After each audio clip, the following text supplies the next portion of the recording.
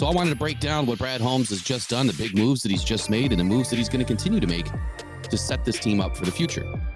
So we're going to dig into everything that he has done really since 2021.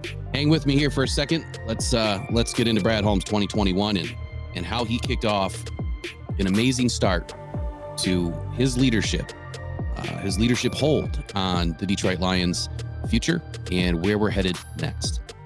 So 2021, the Lions started with 6 draft picks before any trades.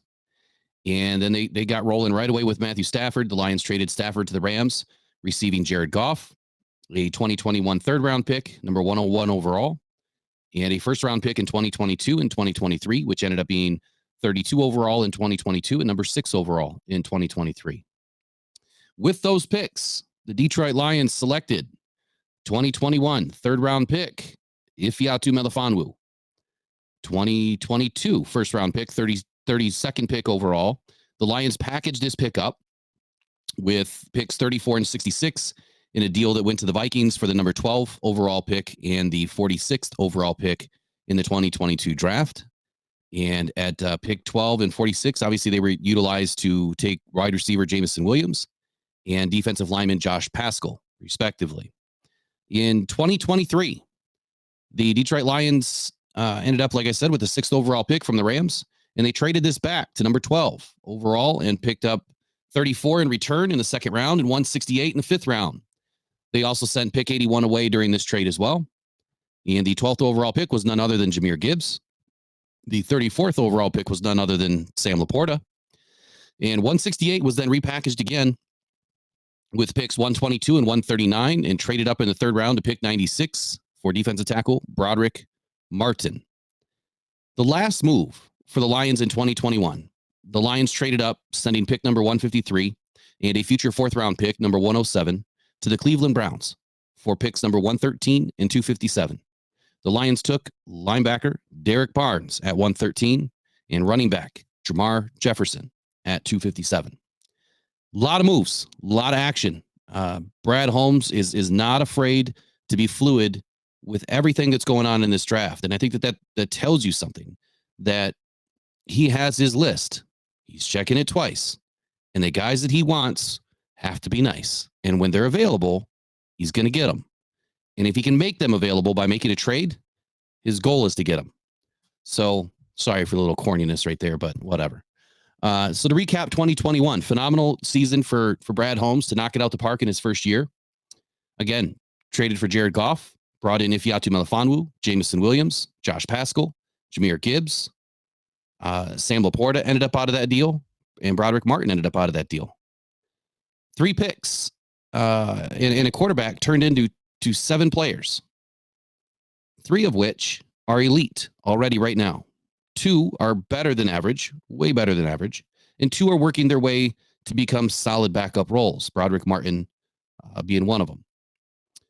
Here's the overall picture. The Lions lost Matthew Stafford. They traded away 5 picks, and in return, they picked up Jameson Williams, Jared Goff, Jahmyr Gibbs, Sam Laporta, Josh Paschal, Broderick Martin, and Ifeatu Melifonwu, all because of that one trade. And in the end, the Lions also added, Derek Barnes, like I said, and Jamar Jefferson with the last trade of the draft for them. In 2022, another interesting season for Brad Holmes. We started off the season with 9 draft picks. The Lions immediately moved up, sending picks 32, 34, and 66 to the Vikings, like I said, for pick 12 and 46. That's where we selected Jameson Williams. And I wanted to do the math on this. Like, where are we ending up in draft trade value? So we gave up 1,410 points, received 1,640 points. Obviously a winning trade in more ways than one. We're still waiting for Jameson Williams to really put it all together. And we're still waiting for Josh Paschal to, get healthy and stay on the field and produce. In the second move of the day, the Lions traded down, this time sending pick number 181 to the Philadelphia Eagles for picks 188 and 237. The Eagles took defensive end Kyron Johnson at number 181. The Lions obviously won this deal, moving back 7 spots and also netting a 7th round pick in return. Points wise, they lost by just a few points. But I would say defensive end Kyron Johnson was not the guy we were looking for. In another move, the Lions traded Hawkinson this season near the trade deadline, or on the trade deadline, and 2 fourth-round picks. One in 2023, number 119 overall, and one in 2024, number 129 overall, to the Vikings at the trade deadline, like I said, receiving a 2023 second-round pick, number 55, and a 2024 third-round pick, which is now pick number 73. The Lions finished the 2022 draft with only 8 picks, but we had a reserve pick for 2024, so we didn't lose anything. Here's who we selected in 2022. Defensive end, Aiden Hutchinson, number 2 overall. Wide receiver, Jameson Williams, number 12 overall. Josh Paschal, number 46. Safety, Kirby Joseph, number 97 overall. James Mitchell, tight end, number 177 overall.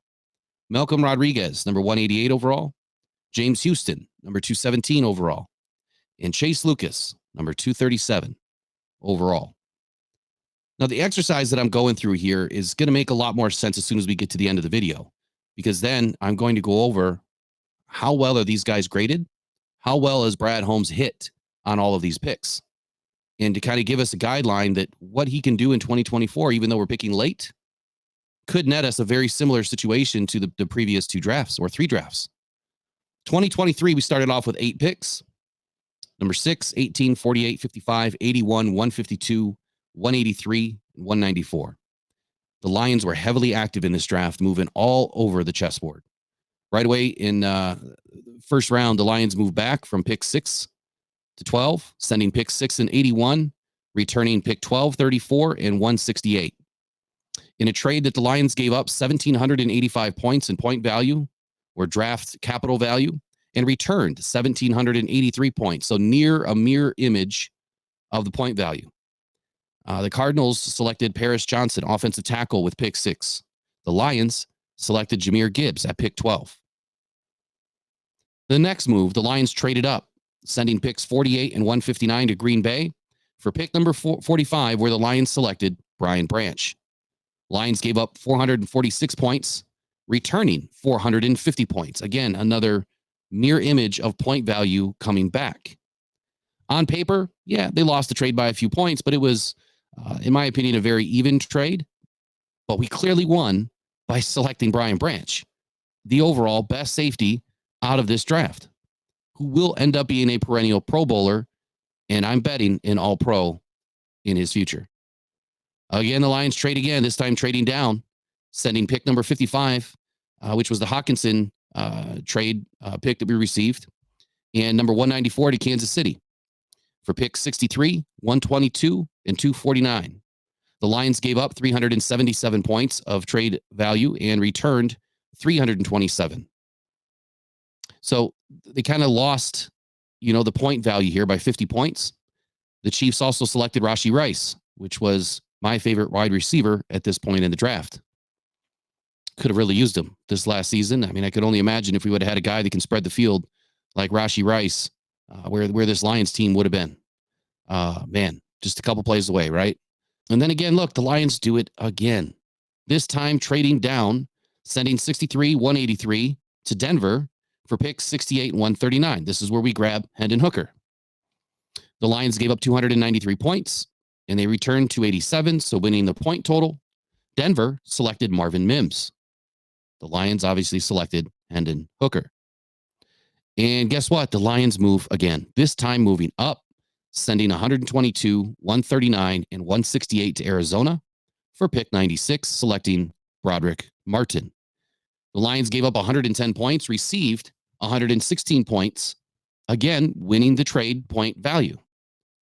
Now, I know that there's a lot of fluff about Broderick Martin not helping this team this last season. Well, based on what the Lions have already done in the first 2 drafts, let alone this draft, there's a reason why Brad Holmes is doing what he's doing. And building that good quality depth chart is the most important move that a general manager can do. You are only as good as your backups. And last season, we had a plethora of defensive tackles and defensive ends where Broderick Martin was, for lack of a better word, just kind of stashed away to develop in his first season. Lastly, in 2023, the Lions sent DeAndre Swift and pick 249 to the Eagles for pick 219 and an extra fourth round pick in 2025. The Lions then selected Antoine Green at pick 219, obviously winning the trade here again because Swift, man, he only lasted one season with the Eagles. And now he's on to the Bears, where we get to execute our revenge on DeAndre Swift 2 times a year for his paltry play and consistent injury riddled seasons while being a Lion. So let's recap 2023. We started with 8 picks. We finished with 8 draft selections and an extra pick, 4th round in 2025 for a total of 9. So not only did he knock it out of the park by selecting the players that he did in the first 3 rounds, but he also netted us an extra 4th round pick in 2025.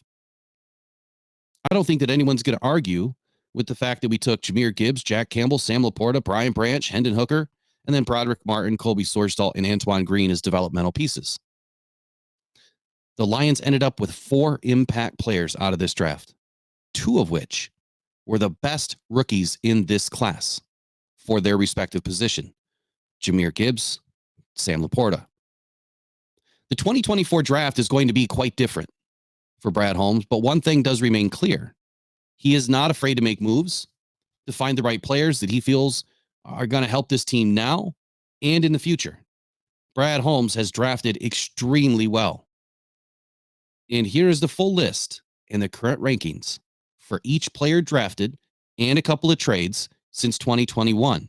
Obviously, I'm not including anything in 2024 because those guys have not played a season as a Detroit Lion. This part is what should blow you completely away. This is why people love Brad Holmes. This is why the fans, are swooning over this guy because he's done such an amazing job. Being able to assemble a roster like this inside 3 seasons is not done. It's just not through the draft. Not many GMs are this successful. So right away, we'll kick it off with Jared Goff. Obviously, the number one trade that the Lions have done since Brad Holmes has been the general manager.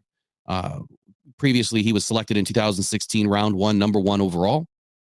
He is currently rated as a top 4 quarterback in the NFL per NFL league rankings, and he's top 10 in a PFF score, which I think is a little bit skewed, but clearly Jared Goff is a top 5 quarterback in this league. I don't think you can argue with that at all. Next one, obviously a draft selection in 2021, round 1, number 7 overall, Penei Sewell. He is the number 1 right tackle in the league and by PFF standards. The next top draft pick, round 4, 112 overall, Amon-Ra St. Brown. He is top 3 in the league and top 4 by PFF standards. The next best selection by Brad Holmes may shock you because it's not someone else, but Sam Laporta, tight end, round 2, pick 34. Based on what he's done in just his first season, smashing all sorts of records, he was top 3 in the league against all tight ends, number 1 rookie tight end, and has a top 7 PFF grade. Next up is 2022 draft pick, round 1, number 2 overall, Aiden Hutchinson. Currently ranked top 10 in the league, 8th by PFF score, and top 25 as a pass rusher. Next up is round 3, 101, defensive back Ifeatu Melifonwu, currently ranked as a top 10 safety in the league by PFF grades. Next up is a trade the Lions traded for last season, David Montgomery. He was drafted round 3, number 73 overall, currently ranked top 4 in the league, top 12 by PFF. Brian Branch is our next selection. Last year's selection is currently a top 14 safety in the league. And right after him, running back Jahmyr Gibbs, selected in round 1, number 12 overall, top 8 in the league, number 1 rookie running back out of last year's class, top 19 PFF grade. Next up from 2021, round 3, number 72 overall, Aleem McNeil, top 7 per PFF grade, top 20 league ranking. The next one is kind of tough to evaluate because he's really not ranked due to a low snap count, battling injury, not getting in enough games, but he's a top 40 PFF grade when he is on the field. And that is Levi Onwuzurike, drafted in 2021, round 2, number 41 overall. And right after him, kind of a similar situation, but he is ranked top 60 in the league per PFF grades. When he is on the field, at least he has a really good score. Round 4, 113 overall, Derek Barnes from 2021. Next up is a shocker, UDFA selection. Brad Holmes has hit on a few of these. Has a top 66 PFF grade for tight ends, Brock Wright. And right after him is a guy that was taken 18th overall last season in the 2023 draft. Got off to a great season, played a heck of a lot better than what his grade is telling us. Jack Campbell, top 77 in the league. Now, the unique thing about linebackers is there's 4 that you have to weight against, depending on the scheme, 3-4, 4-3. So if you go with 4, you've got about 130-ish linebackers that you have to grade against, and being top 77 almost puts Jack Campbell kind of right in the middle for his first season. He obviously played much better than that, and he had pretty decent grades and had in my opinion, a pretty solid season. Right after him is a guy that's had a little bit of a slow start to his career, battling injury, coming back from an ACL, had a little issue with some gambling. None other than Jameson Williams. Selected first round, number 12 overall. He has a top 77 PFF grade for all wide receivers. And then right after him, number 97 overall, round 3, safety, Kirby Joseph, 83 overall PFF grade for safeties. Josh Paschal is next on the list, second round, 46th overall, has a top 84 PFF grade. Again, with 2 or 3 or 4 defensive linemen, it's kind of like linebackers. You could potentially be weighting his grades against another 130-ish defensive linemen. And he's, in the bottom third when he is on the field. Next up is a guy that's not on the team anymore, was a UDFA selection in 2021, is rated in the top 20 or top 91 PFF grade, Jerry Jacobs. Next guy is a trade brought in last season during the free agency frenzy period, Cam Sutton. Did not have a great season. His first season as a Detroit Lion, has a top 105 PFF grade, which is not good enough to be a top 32 starter in this league. We're going to give Cam a pass and hope that he has a much better 2024. That rounds out the top selected rookies or traded players that Brad Holmes has brought in. That's almost the whole entire team. You have 20 players that are all within the top 100 minus Cam Sutton, and you have 15 players in the top 60, 14 in the top 40, 13 in the top 20. That's pretty darn good, y'all. So what is he going to do in 2024? Now, honorable mentions on this list were not ranked due to snaps.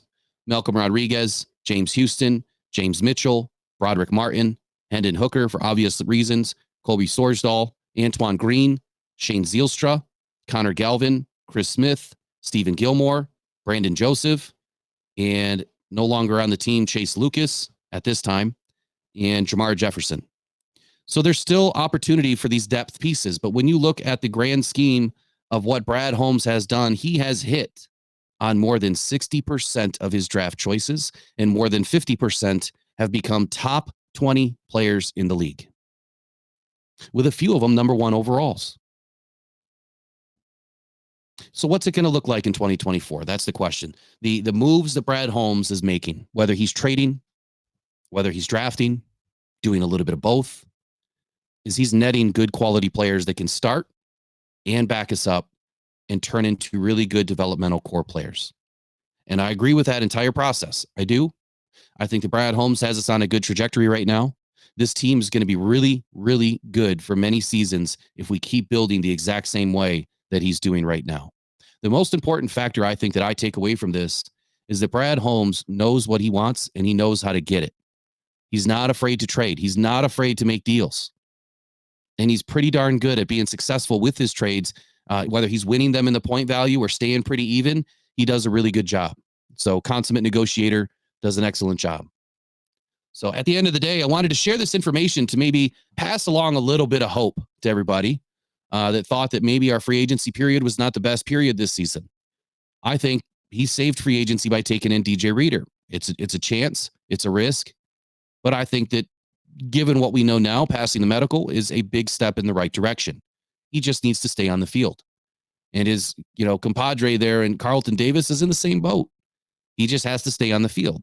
But there's one thing that I'm not going to, turn a blind eye to, and that is the fact that Brad Holmes has a great vision, is a heck of a talent evaluator. There's a reason why he's bringing these players in. There is something that he knows or he sees in them that far outweighs anything else. Yep, he's taken a little bit of a high risk, high reward approach, but so far it's paid off. So I'm expecting the same thing in 2024 with Brad Holmes to continue making the picks that shape the Detroit Lions' future for many more seasons to come. All right, y'all, that's it for this video. And Rock On Detroit Lions, I appreciate you all taking the time to listen or watch. You are the best part of this channel, and I certainly appreciate you. All right, y'all, we'll talk to you in the next one. Bye-bye.